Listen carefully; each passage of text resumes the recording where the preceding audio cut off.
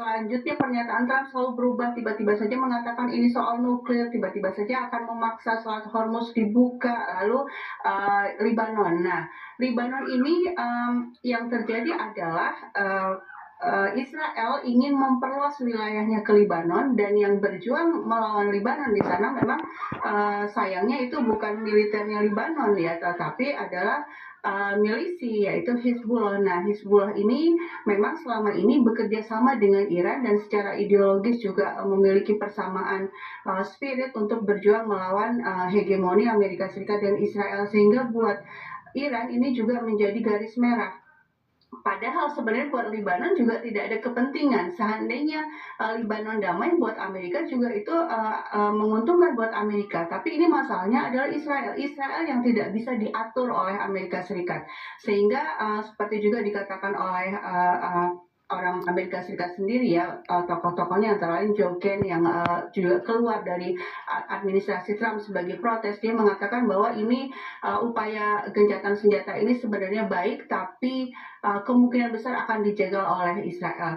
Nah, dalam kondisi seperti ini, selama Trump masih saja tunduk pada Israel, masih mempertimbangkan kepentingan Israel, memang ya sulit dibayangkan ada hasil yang memuaskan, tapi setidaknya hasil yang paling minim itu adalah kesepakatan untuk memperpanjang jeda ya, supaya ini ya korban tidak terus berjatuhan. Itu yang kemudian bisa paling tidak disepakati mungkin ya, perpanjangan jeda antara Amerika Serikat dan juga Israel. Tapi kalau soal tadi Israel yang selalu menjadi tukang membuat onar gitu ya, selalu intervensi di tengah-tengah upaya yang sedang dilakukan. Saya mau ke Pak Tuku. Pak Tuku, ini kan Israel dan juga Lebanon bakal ketemu katanya di hari Selasa di Washington gitu ya, ngomongin soal gencatan senjata di sana. Nah, kemudian ketika sekarang sudah terjadi antara Amerika Serikat dan juga Iran yang katanya masih terganjal soal Lebanon,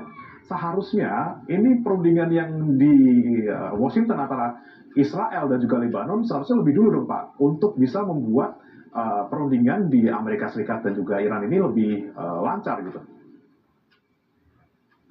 Teorinya mengatakan buat lawan dialogmu itu bingung. Jangan mereka tahu strategi saya. Jadi saya pikir Amerika Serikat sedang melakukan strategi dua titik ini. Titik pertama, menempatkan Donald Trump itu sebagai bad cop dan J.D. Vance sebagai good cop. Jadi dengan cara ini, Donald Trump itu bisa masuk kapanpun. Pada saat yang sama, pihak Iran akan berpikir J.D. Vance ini adalah orang yang sangat rasional. Dia punya pengalaman panjang di kedinasan, juga di kemiliteran.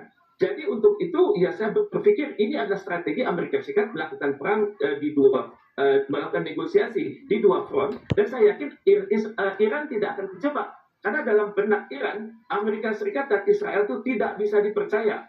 Dua-duanya itu setan. Jadi walaupun mereka masuk ke dalam perundingan kali ini, itu adalah untuk menunjukkan itikat baik kepada dunia. Saya punya prinsip, tapi kalau diperkirakan diplomasi itu bermanfaat, saya akan ikuti diplomasi. Walaupun Iran sadar Amerika Serikat itu selalu akan menggembosi diplomasi itu di hari-hari terakhir.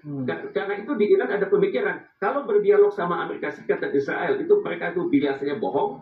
Dan kedua, kalau terlibat dalam perjanjian, mereka itu akan ingkar. Dan kalau kita sudah sama-sama terlibat dalam satu kesepakatan bersama, sama-sama bekerja, mereka akan menggunting dalam lipatan. Jadi saya yakin Amerika Serikat menggunakan dua strategi, bad boy dan good boy, dan Iran tidak akan terjebak. Dan juga kita harus akui, Israel itu juga selalu mengganggu. Misalnya kita perhatikan, dia mengganggu pada bulan Juni tahun lalu. Kemudian dia mengganggu lagi pada bulan Februari tahun ini. Jadi bagi Israel, yang penting itu adalah Israel Raya itu jangan sampai terganggu. Walaupun perbatasan kami dengan Lebanon itu pendek, tapi setiap jengkal perbatasan yang kami peroleh itu ada dasar hukumnya secara hukum internasional menurut Israel ya, dan ada latar belakang dari kitab suci kami. Jadi untuk itu Israel akan selalu menggerogoti perjanjian ini. Kita masih menduga-duga kapan dia akan lakukan penggembosan lagi, apakah hari ini ataupun besok. Ya, karena kalau sudah perundingan ini masuk 3 seri, maka ini sudah sangat serius. Terima kasih. Oke. Kemudian berkaca dari histori negosiasi yang kemudian sering diingkari oleh Amerika Serikat maupun Israel, Bu Dina, Anda melihat apa yang kemudian terjadi di Pakistan sekarang, apakah kita bisa optimis bakal ada kesepakatan, ataupun juga kalau ada kesepakatan bakalkah dituruti ataupun diikuti secara sportif oleh masing-masing pihak, terutama Amerika Serikat juga Israel ini? Ya, kalau kita lihat dari 10 tuntutannya Iran, itu kan yang pertama penghentian serangan secara keseluruhan. Jadi yang diinginkan Iran itu bukan gencatan senjata, yang artinya sewaktu-waktu akan diserang lagi, tapi penghentian secara keseluruhan. Dan ada jaminan untuk itu. Jaminannya artinya menarik menarik keseluruhan pasukan Amerika Serikat dari kawasan. Apakah ini mungkin dari sisi bahwa saat ini 13 pangkalan militer Amerika Serikat di kawasan itu sudah rusak, baik keseluruhan maupun rusak sebagian, itu menunjukkan bahwa memang kekuatan Amerika Serikat sangat melemah saat ini, dan kemudian juga pasukannya itu sudah banyak yang dievakuasi karena pangkalan militernya yang hancur itu. Dan kemudian tekanan ekonomi yang sangat berat, dan sebenarnya kenapa kok Trump betul-betul memaksa berkali-kali ada gencatan senjata, karena memang pihak Trump, pihak Amerika Serikat yang terjepit ya. Kalau tidak terjepit, nggak mungkin pihak Amerika menawarkan gencatan senjata, dia akan terus menyerang. Tapi karena memang situasinya berat buat Amerika, ya akhirnya Amerika yang kemudian berkali-kali menawarkan gencatan senjata, meskipun kemudian berbalik lagi gitu ya. Jadi memang tidak bisa dipercaya, sehingga kalau saya pikir posisinya buat Iran itu lebih ke menunggu ya. Ini seperti apa itikat baik dari Amerika Serikat, betul-betul mau memenuhi yang diminta oleh Iran dan itu dilaksanakan, atau ya perang berlanjut.